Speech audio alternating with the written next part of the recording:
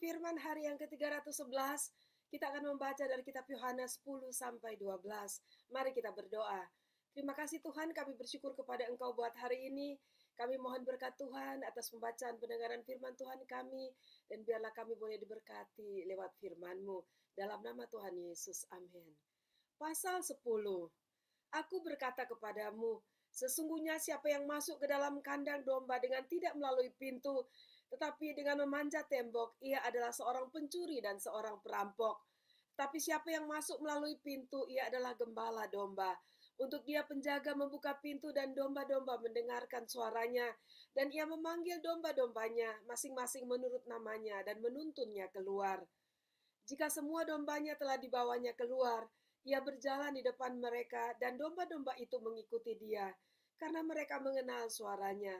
Tetapi seorang asing tidak mereka ikuti, malah mereka lari daripadanya karena suara orang-orang asing tidak mereka kenal. Itulah yang dikatakan Yesus dalam perumpamaan kepada mereka, tetapi mereka tidak mengerti apa maksudnya. Ia berkata demikian kepada mereka. Maka kata Yesus sekali lagi, Aku berkata kepadamu, sesungguhnya akulah pintu ke domba-domba itu. Semua orang yang datang sebelum aku adalah pencuri dan perampok, dan domba-domba itu tidak mendengarkan mereka. Akulah pintu. Barang siapa masuk melalui aku, ia akan selamat dan ia akan masuk dan keluar dan menemukan padang rumput. Pencuri datang hanya untuk mencuri dan membunuh dan membinasakan. Aku datang supaya mereka mempunyai hidup dan mempunyainya dalam segala kelimpahan. Akulah gembala yang baik. Gembala yang baik memberikan nyawanya bagi domba-dombanya. Sedangkan seorang upahan yang bukan gembala dan yang bukan pemilik domba-domba itu sendiri, ketika melihat serigala datang, meninggalkan domba-domba itu lalu lari, sehingga serigala itu menerkam dan mencerai-beraikan domba-domba itu. Ia lari karena ia seorang upahan dan tidak memperhatikan domba-domba itu. Akulah gembala yang baik dan aku mengenal domba-dombaku dan domba-dombaku mengenal aku. Sama seperti Bapa mengenal aku dan aku mengenal Bapa, dan aku memberikan nyawaku bagi domba-dombaku. Ada lagi padaku domba-domba lain yang bukan dari kandang ini. Domba-domba itu harus kutuntun juga, dan mereka akan mendengarkan suaraku, dan mereka akan menjadi satu kawanan dengan satu gembala. Bapa mengasihi aku, oleh karena aku memberikan nyawaku untuk menerimanya kembali. Tidak seorang pun mengambilnya daripadaku, melainkan aku memberikannya menurut kehendakku sendiri. Aku berkuasa memberikannya dan berkuasa mengambilnya kembali. Inilah tugas yang kuterima dari Bapakku. Maka timbullah pula pertentangan di antara orang-orang Yahudi karena perkataan itu. Banyak di antara mereka berkata, ia kerasukan setan dan gila. Mengapa kamu mendengarkan dia? Yang lain berkata, itu bukan perkataan orang yang kerasukan setan. Dapatkah setan memelekkan mata orang-orang buta? Tidak lama kemudian tibalah hari raya pentabisan Bait Allah di Yerusalem. Ketika itu musim dingin. Dan Yesus berjalan-jalan di Bait Allah di Serambi Salomo. Maka orang-orang Yahudi mengelilingi dia dan berkata kepadanya, berapa lama lagi engkau membiarkan kami hidup dalam kebimbangan? Jikalau engkau Mesias, katakanlah terus terang kepada kami. Yesus menjawab mereka, Aku telah mengatakannya kepada kamu, tetapi kamu tidak percaya. Pekerjaan-pekerjaan yang kulakukan dalam nama Bapakku, itulah yang memberikan kesaksian tentang aku. Tetapi kamu tidak percaya, karena kamu tidak termasuk domba-dombaku. Domba-dombaku mendengarkan suaraku, dan aku mengenal mereka, dan mereka mengikut aku. Dan aku memberikan hidup yang kekal kepada mereka, dan mereka pasti tidak akan binasa sampai selama-lamanya. Dan seorang pun tidak akan merebut mereka dari tanganku. Bapakku yang memberikan mereka kepadaku lebih besar daripada siapapun, dan seorang pun tidak dapat merebut mereka dari tangan Bapa. Aku dan Bapa adalah satu. Sekali lagi orang-orang Yahudi mengambil batu untuk melempari Yesus. Kata Yesus kepada mereka, banyak pekerjaan baik yang berasal dari Bapakku yang kuperlihatkan kepadamu. Pekerjaan manakah di antaranya yang menyebabkan kamu mau melempari aku? Jawab orang-orang Yahudi itu, bukan karena suatu pekerjaan baik maka kami mau melempari engkau, melainkan karena engkau menghujat Allah, dan karena engkau sekalipun hanya seorang manusia saja, menyamakan dirimu dengan Allah. Kata Yesus kepada mereka, tidakkah ada tertulis dalam kitab Taurat kamu, Aku telah berfirman, kamu adalah Allah? Jikalau mereka kepada siapa firman itu disampaikan disebut Allah, sedang kitab suci tidak dapat dibatalkan, masihkah kamu berkata kepada Dia yang dikuduskan oleh Bapa dan yang telah diutusnya ke dalam dunia, engkau menghujat Allah? Karena aku telah berkata, aku anak Allah. Jikalau aku tidak melakukan pekerjaan-pekerjaan Bapakku, janganlah percaya kepadaku. Tetapi jikalau aku melakukannya dan kamu tidak mau percaya kepadaku, percayalah akan pekerjaan-pekerjaan itu, supaya kamu boleh mengetahui dan mengerti bahwa Bapa di dalam aku dan aku di dalam Bapa. Sekali lagi mereka mencoba menangkap Dia, tetapi Ia luput dari tangan mereka. Kemudian Yesus pergi lagi ke seberang Yordan ke tempat Yohanes membaptis dahulu, lalu Ia tinggal di situ. Dan banyak orang datang kepadanya dan berkata, Yohanes memang tidak membuat suatu tanda pun, tetapi semua yang pernah dikatakan Yohanes tentang orang ini adalah benar, dan banyak orang di situ percaya kepadanya. Pasal 11. Ada seorang yang sedang sakit namanya Lazarus, ia tinggal di Betania, kampung Maria dan adiknya Marta. Maria ialah perempuan yang pernah meminyaki kaki Tuhan dengan minyak mur dan menyekanya dengan rambutnya. Dan Lazarus yang sakit itu adalah saudaranya. Kedua perempuan itu mengirim kabar kepada Yesus, Tuhan, Dia yang engkau kasihi sakit. Ketika Yesus mendengar kabar itu, ia berkata, penyakit itu tidak akan membawa kematian, tetapi akan menyatakan kemuliaan Allah, sebab oleh penyakit itu anak Allah akan dimuliakan. Yesus memang mengasihi Marta dan kakaknya dan Lazarus. Namun setelah didengarnya bahwa Lazarus sakit, ia sengaja tinggal 2 hari lagi di tempat di mana ia berada. Tetapi sesudah itu ia berkata kepada murid-muridnya, mari kita kembali lagi ke Yudea. Murid-murid itu berkata kepadanya, Rabi, baru-baru ini orang-orang Yahudi mencoba melempari engkau. Masih maukah engkau kembali ke sana? Jawab Yesus, bukankah ada 12 jam dalam satu hari? Siapa yang berjalan pada siang hari kakinya tidak terantuk, karena ia melihat terang dunia ini. Tetapi jikalau seorang berjalan pada malam hari, kakinya terantuk, karena terang tidak ada di dalam dirinya. Demikianlah perkataannya, dan sesudah itu ia berkata kepada mereka, Lazarus saudara kita telah tertidur, tetapi aku pergi ke sana untuk membangunkan dia dari tidurnya. Maka kata murid-muridnya itu kepadanya, Tuhan, jikalau ia tertidur, ia akan sembuh. Tetapi maksud Yesus ialah tertidur dalam arti mati, sedangkan sangka mereka Yesus berkata tentang tidur dalam arti biasa. Karena itu Yesus berkata dengan terus terang, Lazarus sudah mati. Tetapi syukurlah aku tidak hadir pada waktu itu, sebab demikian lebih baik bagimu, supaya kamu dapat belajar percaya. Marilah kita pergi sekarang kepadanya. Lalu Thomas yang disebut Didimus berkata kepada teman-temannya, yaitu murid-murid yang lain, marilah kita pergi juga untuk mati bersama-sama dengan dia. Maka ketika Yesus tiba, didapatinya Lazarus telah 4 hari berbaring di dalam kubur. Betania terletak dekat Yerusalem, kira-kira 2 mil jauhnya. Di situ banyak orang Yahudi telah datang kepada Marta dan Maria untuk menghibur mereka berhubung dengan kematian saudaranya. Ketika Marta mendengar bahwa Yesus datang, ia pergi mendapatkannya, tetapi Maria tinggal di rumah. Maka kata Marta kepada Yesus, Tuhan, sekiranya engkau ada di sini, saudaraku pasti tidak mati. Tetapi sekarang pun aku tahu bahwa Allah akan memberikan kepadamu segala sesuatu yang engkau minta kepadanya. Kata Yesus kepada Marta, saudaramu akan bangkit. Kata Marta kepadanya, aku tahu bahwa ia akan bangkit pada waktu orang-orang bangkit pada akhir zaman. Jawab Yesus, akulah kebangkitan dan hidup. Barang siapa percaya kepadaku, ia akan hidup walaupun ia sudah mati. Dan setiap orang yang hidup dan yang percaya kepadaku, tidak akan mati selama-lamanya. Percayakah engkau akan hal ini? Jawab Marta, ya Tuhan, aku percaya bahwa engkaulah Mesias anak Allah, dia yang akan datang ke dalam dunia. Dan sesudah berkata demikian, ia pergi memanggil saudaranya Maria dan berbisik kepadanya, Guru ada di sana dan ia memanggil engkau. Mendengar itu Maria segera bangkit lalu mendapatkan Yesus. Tetapi waktu itu Yesus belum sampai ke dalam kampung itu. Ia masih berada di tempat Marta menjumpai dia.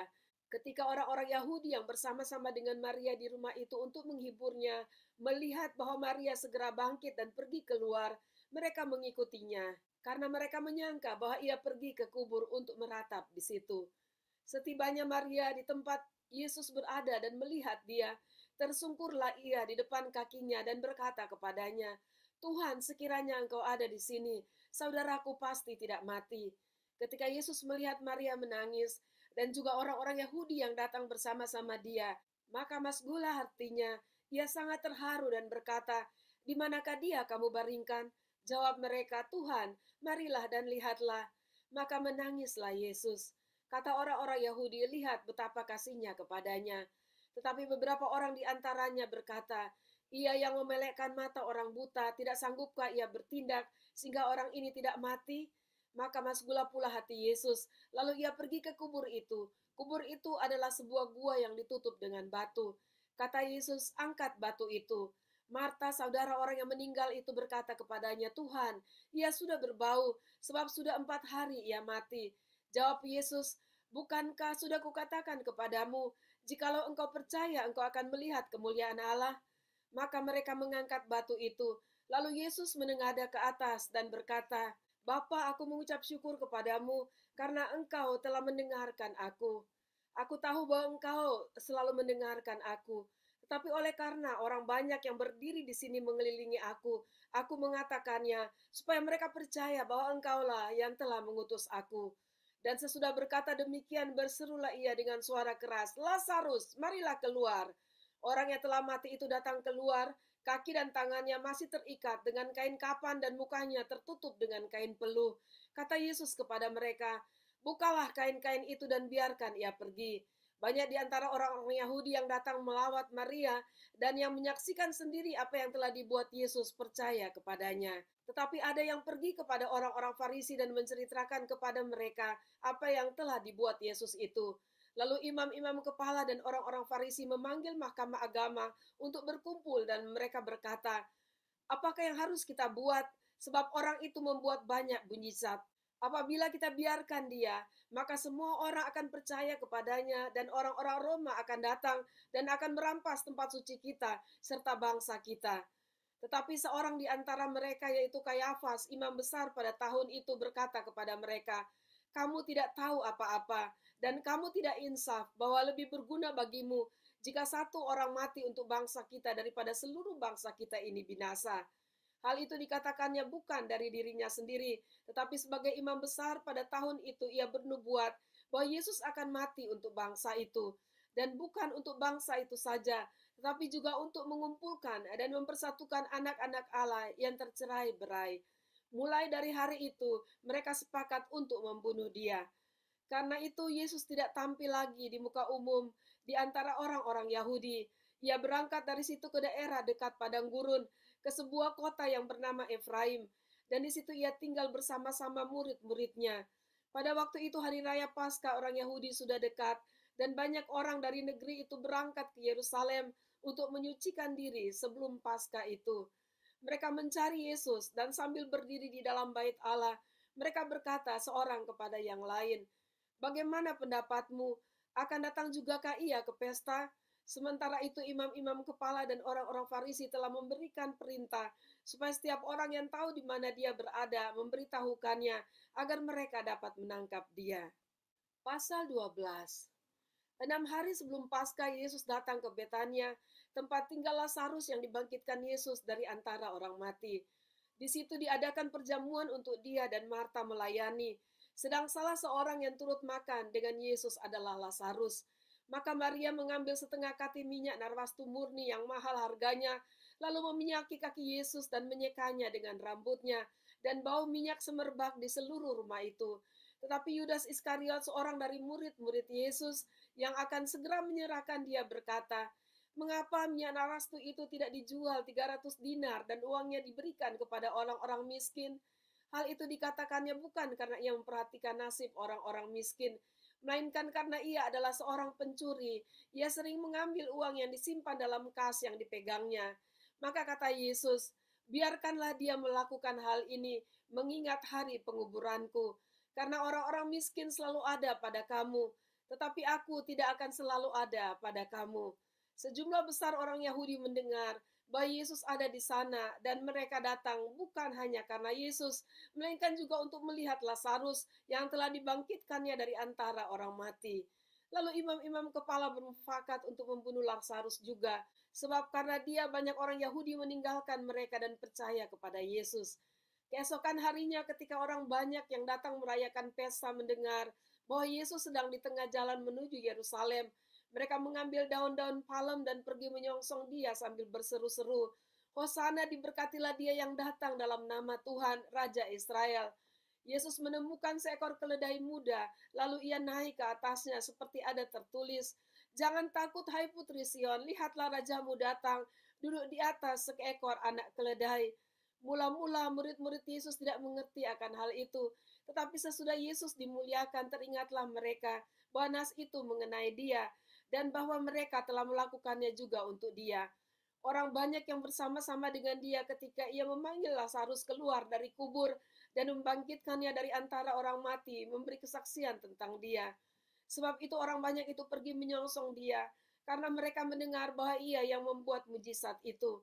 Maka kata orang-orang Farisi seorang kepada yang lain, kamu lihat sendiri bahwa kamu sama sekali tidak berhasil. Lihatlah, seluruh dunia datang mengikuti dia. Di antara mereka yang berangkat untuk beribadah pada hari raya itu terdapat beberapa orang Yunani. Orang-orang itu pergi kepada Filipus yang berasal dari Betsaida di Galilea, lalu berkata kepadanya, Tuhan, kami ingin bertemu dengan Yesus. Filipus pergi memberitahukannya kepada Andreas. Andreas dan Filipus menyampaikannya pula kepada Yesus.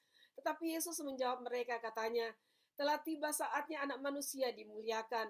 Aku berkata kepadamu, sesungguhnya jikalau biji gandum tidak jatuh ke dalam tanah dan mati, ia tetap satu biji saja. Tetapi jika ia mati, ia akan menghasilkan banyak buah. Barang siapa mencintai nyawanya, ia akan kehilangan nyawanya. Tetapi barang siapa tidak mencintai nyawanya di dunia ini, ia akan memeliharanya untuk hidup yang kekal. Barang siapa melayani aku, ia harus mengikut aku, dan di mana aku berada, di situ pun pelayanku akan berada. Barang siapa melayani aku, ia akan dihormati Bapa.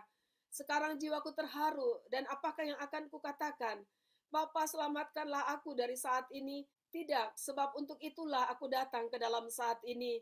Bapa, muliakanlah namamu. Maka terdengarlah suara dari surga, aku telah memuliakannya dan aku akan memuliakannya lagi. Orang banyak yang berdiri di situ dan mendengarkannya berkata bahwa itu bunyi guntur. Ada pula yang berkata seorang malaikat telah berbicara dengan dia. Jawab Yesus, suara itu telah terdengar bukan oleh karena aku, melainkan oleh karena kamu. Sekarang berlangsung penghakiman atas dunia ini. Sekarang juga penguasa dunia ini akan dilemparkan keluar. Dan aku apabila aku ditinggikan dari bumi, aku akan menarik semua orang datang kepadaku. Ini dikatakannya untuk menyatakan bagaimana caranya ia akan mati. Lalu jawab orang banyak itu, kami telah mendengar dari hukum Taurat bahwa Mesias tetap hidup selama-lamanya. Bagaimana mungkin engkau mengatakan bahwa anak manusia harus ditinggikan? Siapakah anak manusia itu? Kata Yesus kepada mereka, hanya sedikit waktu lagi terang ada di antara kamu. Selama terang itu ada padamu, percayalah kepadanya, supaya kegelapan jangan menguasai kamu. Barang siapa berjalan dalam kegelapan, ia tidak tahu kemana ia pergi. Percayalah kepada terang itu, selama terang itu ada padamu, supaya kamu menjadi anak-anak terang. Sesudah berkata demikian, Yesus pergi bersembunyi dari antara mereka. Dan meskipun Yesus mengadakan begitu banyak mujizat di depan mata mereka, namun mereka tidak percaya kepadanya, supaya genaplah firman yang disampaikan oleh Nabi Yesaya, Tuhan, siapakah yang percaya kepada pemberitaan kami, dan kepada siapakah tangan kekuasaan Tuhan dinyatakan? Karena itu mereka tidak dapat percaya, sebab Yesaya telah berkata juga, Ia telah membutakan mata dan mendegilkan hati mereka, supaya mereka jangan melihat dengan mata dan menanggap dengan hati, lalu berbalik sehingga aku menyembuhkan mereka. Hal ini dikatakan oleh Yesaya karena ia telah melihat kemuliaannya dan telah berkata-kata tentang dia. Namun banyak juga di antara pemimpin yang percaya kepadanya. Tetapi oleh karena orang-orang Farisi, mereka tidak mengakuinya berterus terang supaya mereka jangan dikucilkan. Sebab mereka lebih suka akan kehormatan manusia daripada kehormatan Allah. Tetapi Yesus berseru katanya, Barang siapa percaya kepadaku, ia bukan percaya kepadaku, tetapi kepada dia yang telah mengutus aku. Dan barang siapa melihat aku, ia melihat dia yang telah mengutus aku. Aku telah datang ke dalam dunia sebagai terang, supaya setiap orang yang percaya kepadaku Jangan tinggal di dalam kegelapan. Dan jikalau seorang mendengar perkataanku tetapi tidak melakukannya, aku tidak menjadi hakimnya, sebab aku datang bukan untuk menghakimi dunia, melainkan untuk menyelamatkannya. Barang siapa menolak aku dan tidak menerima perkataanku, ya sudah ada hakimnya, yaitu firman yang telah kukatakan. Itulah yang akan menjadi hakimnya pada akhir zaman. Sebab aku berkata-kata bukan dari diriku sendiri, tetapi Bapa yang mengutus aku. Dialah yang memerintahkan aku untuk mengatakan apa yang harus aku katakan dan aku sampaikan. Dan aku tahu bahwa perintahnya itu adalah hidup yang kekal. Jadi apa yang aku katakan, aku menyampaikannya sebagaimana yang difirmankan oleh Bapa kepadaku. Demikianlah pembacaan dan pendengaran firman Tuhan kita pada saat ini. Kita bersyukur buat apa yang sudah dilakukan oleh Yesus, kuasa kebangkitannya yang sangat nyata pada saat dia membangkitkan Lazarus. Dan kita juga belajar dari apa yang dikatakan oleh Yesus. Dia mengatakan bahwa pada saat anak manusia ditinggikan, maka dia akan menarik banyak orang untuk diselamatkan. Sebab itu kita sebagai umat Tuhan, mari kita meninggikan Tuhan dengan sungguh-sungguh menghormati Tuhan kita dan melakukan apa yang Tuhan perintahkan bagi kita, yaitu memberitakan kabar keselamatan di dalam Dia. Dan biarlah lebih banyak orang yang ada di sekeliling kita boleh diselamatkan. Mari kita berdoa. Terima kasih Tuhan, kami sangat mengucap syukur buat Engkau, buat kasih-Mu bagi manusia, sehingga Engkau datang ke dunia dan mati di kayu salib, sehingga setiap orang yang percaya kepadamu boleh menerima kehidupan kekal, boleh dibangkitkan sebagaimana Engkau juga bangkit dari kematian. Terima kasih Tuhan, terpujilah Engkau. Biarlah kami boleh menjadi terang dan menjadi pemberita-pemberita kabar sukacita, yaitu Yesus yang adalah Tuhan dan Juru Selamat dunia. Terima kasih, dalam nama Tuhan Yesus kami berdoa. Amin. Tuhan Yesus memberkati, sampai jumpa besok.